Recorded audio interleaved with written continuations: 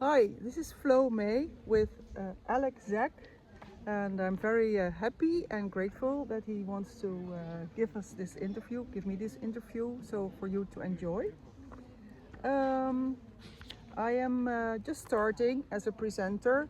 My topic is a positive focal point for the truther movement, and I focus on mainly on Robert Monroe's book, chapter 15, where he talks about a kind of solution for the current problem. And I feel that if you have a problem, you can deal with it in 1,000 ways, but until you have a very clear image of what the solution looks like, then you're going to be so much more efficient and effective. And his work is so clear what he described, so I thought, why not give it some more attention? So this is the project. But first of all, I have no idea about technology, how to be a presenter. So I just thought I'm going to ask some very experienced presenters and speakers, how do you do it? So first of all, my website is solution.com, SOLOOSHION. I like And that. you can also find me on school.com, SKOOL.com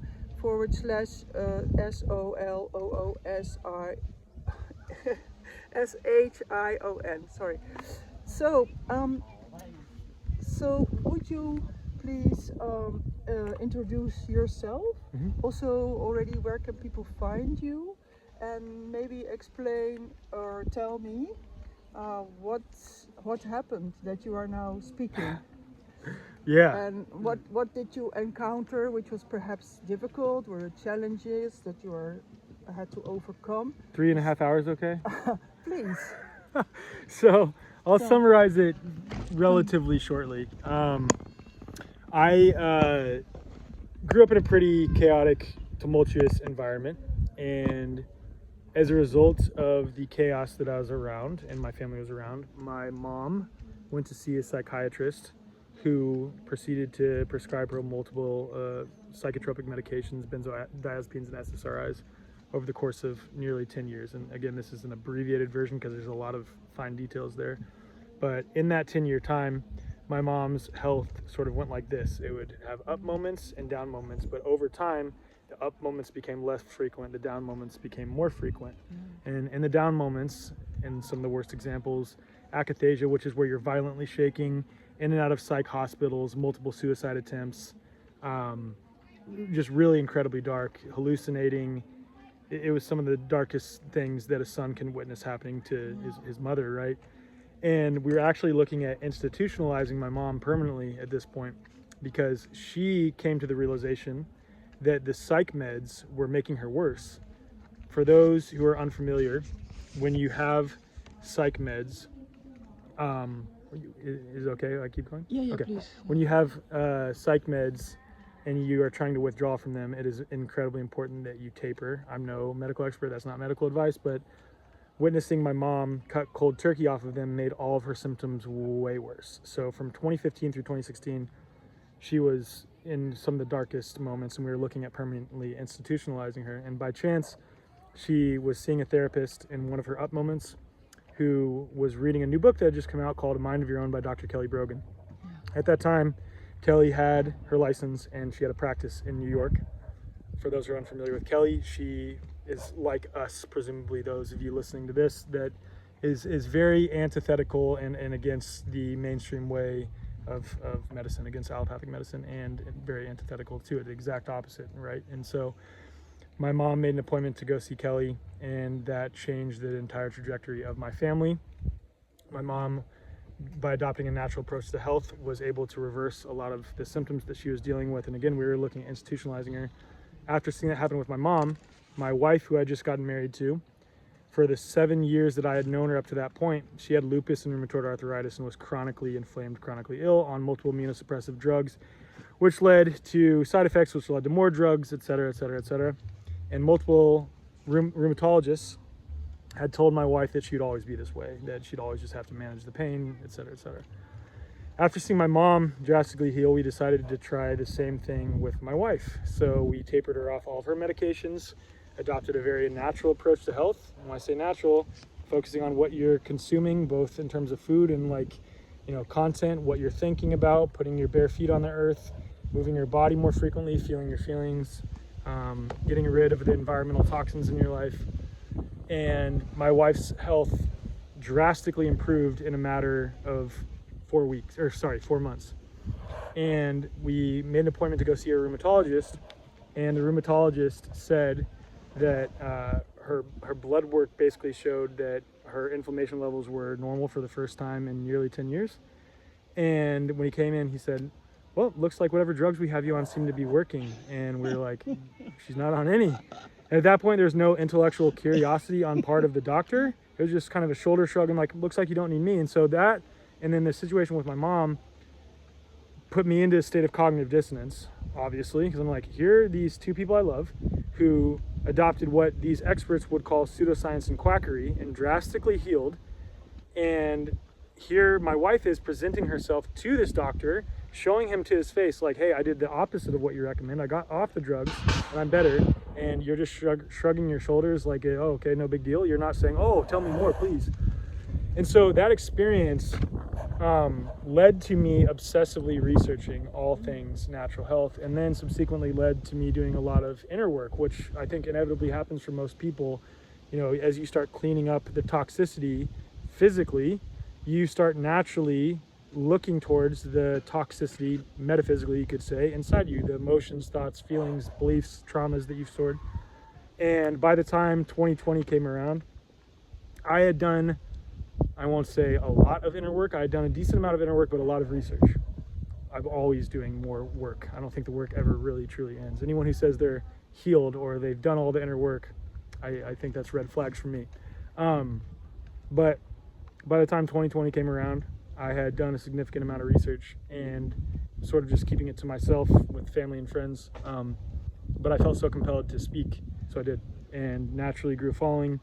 Then started a podcast. That podcast has now become successful, and then I get invited to events across the world to speak. Like, if you had told me I'd be doing this 5 years ago, I'd have been like, no, you're crazy. There's no way. But here I am. So that's kind of my story and my journey to getting here. Yeah, and you just started to speak just like that?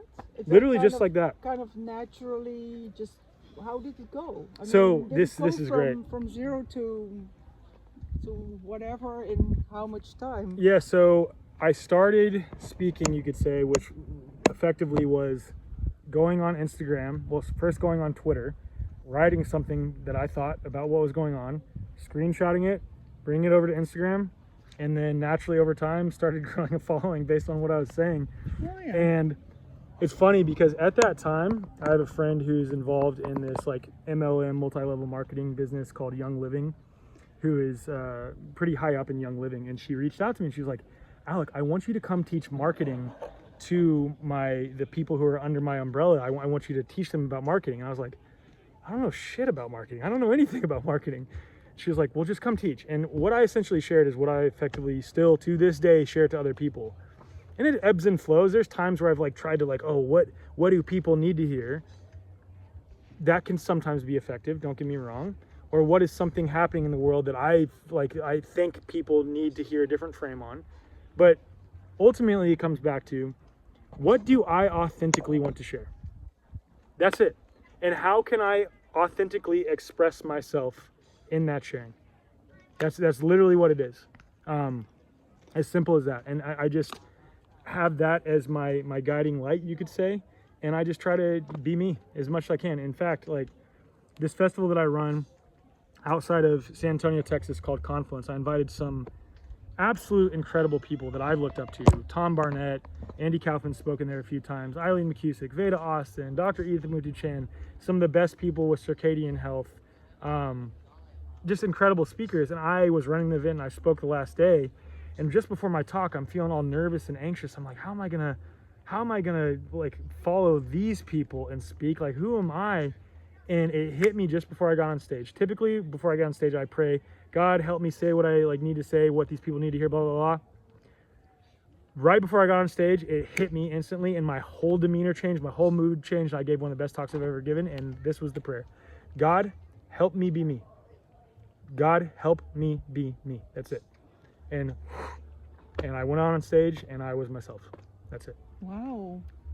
Wow, thank you. Because that was going to be my question. Like, do you have a method of coming to yourself and to being able to be as authentic as possible? But you already gave me the answer. Mm-hmm. Yeah, that's it. Great. God, help me be me. Yeah, well, I'm certainly going to try that. Mm.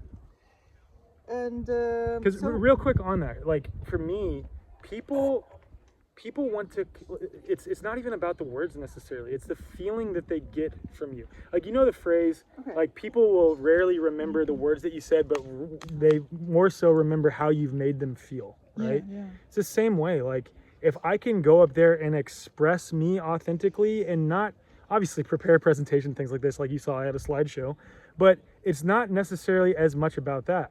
Like you saw in my presentation, I was jumping forward like 6 slides, back 7 slides, and it's like, I'm just up there using this as a guide for my expression of what I want to say, and as something contextually for people to look at based on what is coming out of my mouth. And I'm just up there to express me as best I can. And people feel that more than they attach to the words and the information. They feel what you're saying. It's like what we were talking about before. For me, I struggle to articulate the feeling of a lot of things really, but like our event, let's take it as an example, the event that we run, Confluence. We, in our marketing, we say like-minded community, we say coherence, health, freedom community. That's where we're all gathering here. We tell what the event is about. But every attendee has echoed the same sentiments, that when you arrive and experience it, the words don't do it justice. And in fact, the words are inadequate to describe exactly what this is, because it has to be a felt experience. So when I'm on stage, I'm trying to give people a felt experience of me. That's it. I'm trying to just express me authentically, and hopefully people resonate with that. And if they don't, that's okay, because at least I'm being true to myself. So. And how do you do that when you are on stage? Do you have a method that you use to keep going back to that? No. When you are in front of your audience? Because it's like a going back all the time, right? I mean, I don't know. I don't really have a method. It's like that prayer that I pray, or even previous to me ever praying that prayer, the feeling that I would cultivate within myself was representative of that prayer. Like, I'm just up there expressing me, and I think if I set that standard to start the conversation, it typically goes that way. There's been some times where I'm giving a presentation on a topic, and someone in the crowd will interject and like be very harsh, and in those moments it can be triggering a little bit, and I get triggered, but then I just naturally get back to expressing me. Like, I feel that feeling a little bit as best I can while on stage. Obviously I'm not like sitting there doing EFT tapping while I'm in front of people or something like that, but I'm feeling, letting that flow through me, acknowledging it, being aware of it, and I just try to come back to being me. That's it. Oh, excellent. Thanks. Mm-hmm. So I have another question, or other aspect of becoming a presenter, and it is choosing your hardware, like your microphones. It's a whole other end of the spectrum. Do you pay a lot of attention, or what do you use? What hardware? Microphones, computers, certain. Totally. I'm happy to share that. Edit and the software. Yes. Maybe come a little closer. Yeah. So to answer that question, I am fortunate now I have a studio manager in my studio at my, I have a studio that's 30 minutes south of my house, and it was fully set up by the same people who set up Joe Rogan's studio, and they've set up a lot of studios in the Austin, Texas area. Oh, very professional. Too. Yeah, it's all turnkey, really like easy to use and very professionally done. But that being said, I do know that the lights, I don't remember the exact brand, but Neewer, Neewer, has a brand of lights that has this honeycomb pattern that sort of diffuses the harsh light, so it makes it look more natural. Those are installed in my ceiling. And then we have these Panasonic cameras. We have 3 of them in the studio. They run at roughly about $1,200 to $1,500 each. And then the microphones I use are Shure SM7B, but you don't necessarily have to have that level of production. If anything, I guess I could say of those, get a Shure SM7B, but that's the best mic. That's what most of the best podcasters use, and I find it to be the best. It's a directional mic, so it picks up sound directly in front of it, and so it's not picking as much noise up in the environment. But that being said, it's less about that. Obviously, those are helpful tools to communicate a message, and it's more about you expressing yourself fully. And ironically, I would say expressing yourself fully, authentically, as best as you possibly can will get you to the point that you can do those things. And that's what it did for me. Like I started, it's funny, a family member of mine around the same time as me said she wanted to start a podcast. She bought all the equipment, right? In 3 months go by, still has not started a podcast. Now 5 years has gone by, still hasn't done a podcast. Bought all the equipment for it. I bought a $25 microphone off of Amazon and said, I'm gonna start a podcast. And I literally started the podcast 2 days later. So, and then I just went and built from there. And like, was I as authentic as I could be the first one? No, but like, that's my guidepost that I always come back to. Just like express you, interview people that you feel authentically inclined to interview on topics that you are passionate about, that you think also could help people in the world, but are more importantly authentic to you, and have a conversation.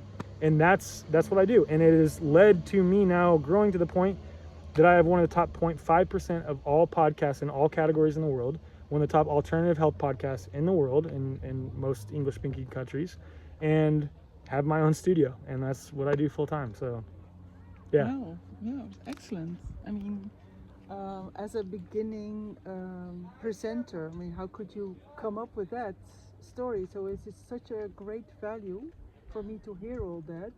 And it's also very empowering, because, you know, don't you want to be anything else but your authentic self?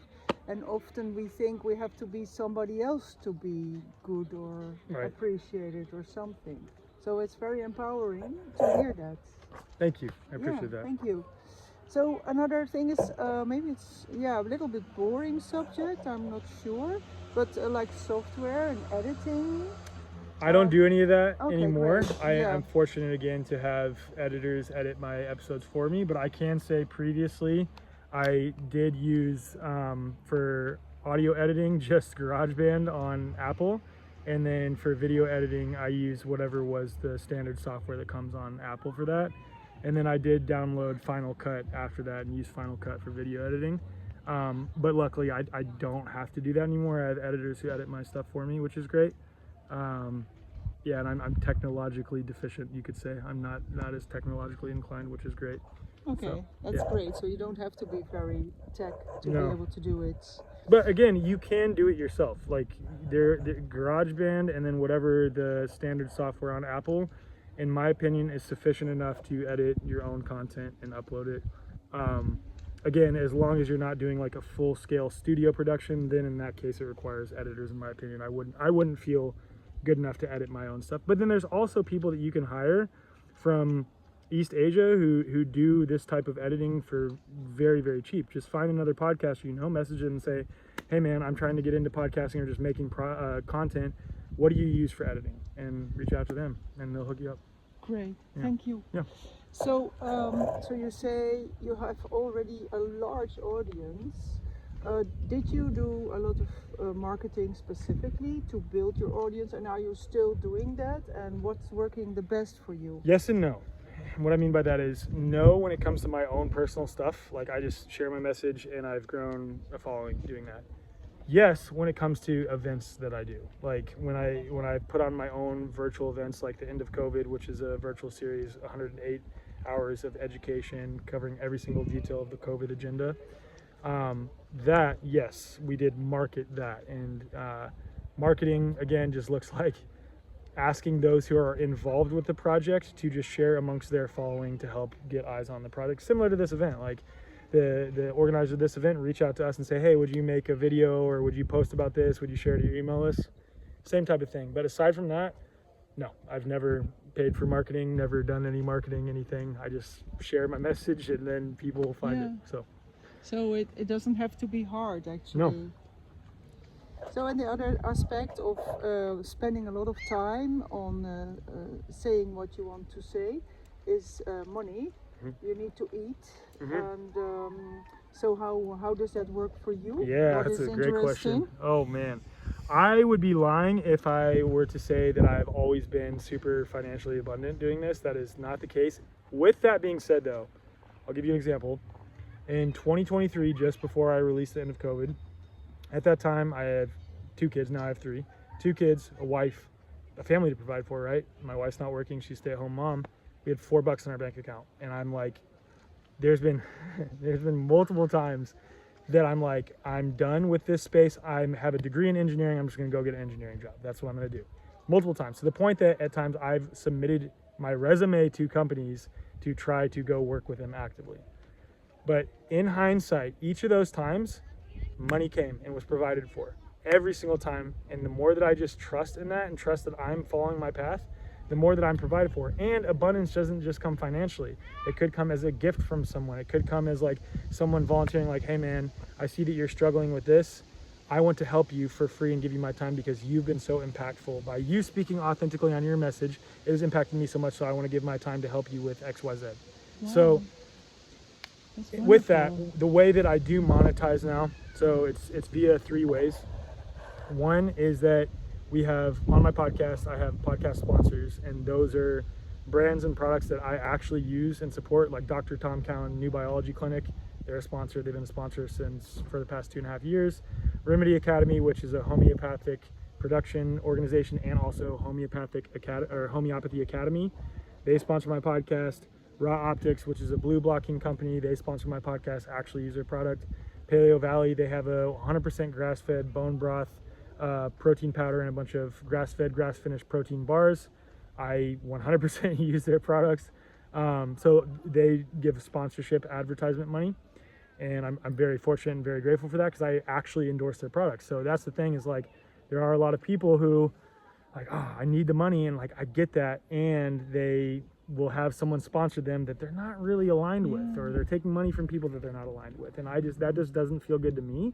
So I make sure I do it with people that I'm actually aligned with, or organizations I'm actually aligned with. In addition to that, the other 2 ways is I have thewayforward.com, which is thewayfwrd.com, which is a platform that we've developed over the course of 3 years, where you can type in your zip or postal code, or just set whatever geolocation you're at right now, and it will instantly populate like-minded people around you, farms around you of all categories, practitioners around you of all categories, and alternative schools around you of all categories.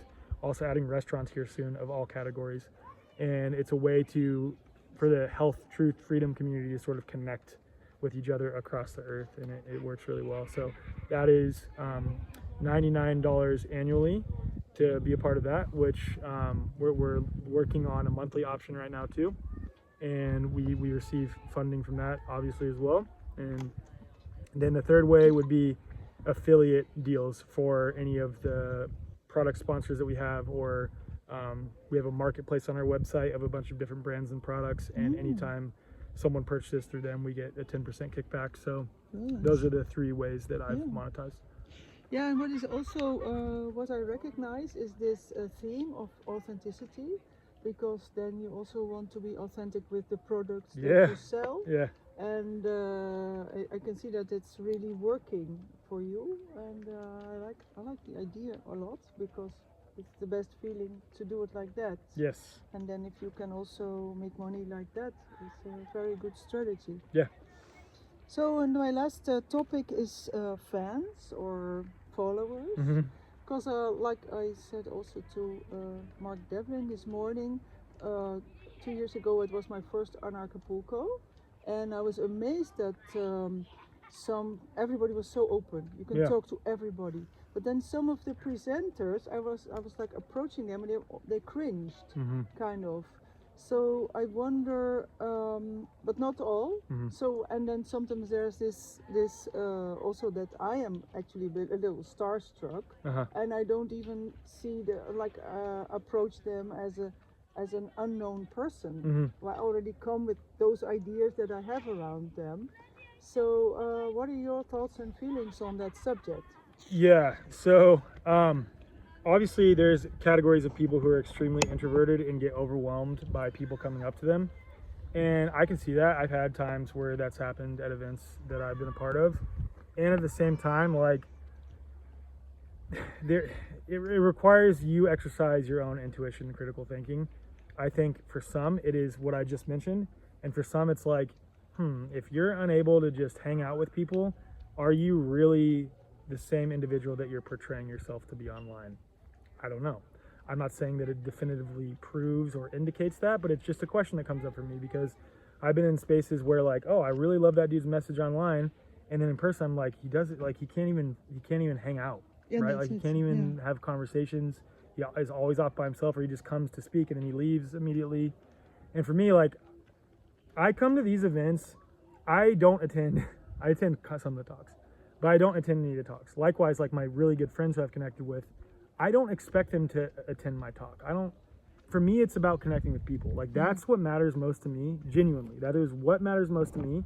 So for me, like fans, I always tell people. I say the same thing. It's like a quote that I always say when people are like, "I'm such a fan of what you do. Like you are so impact." I'm like, "Thank you. I receive that."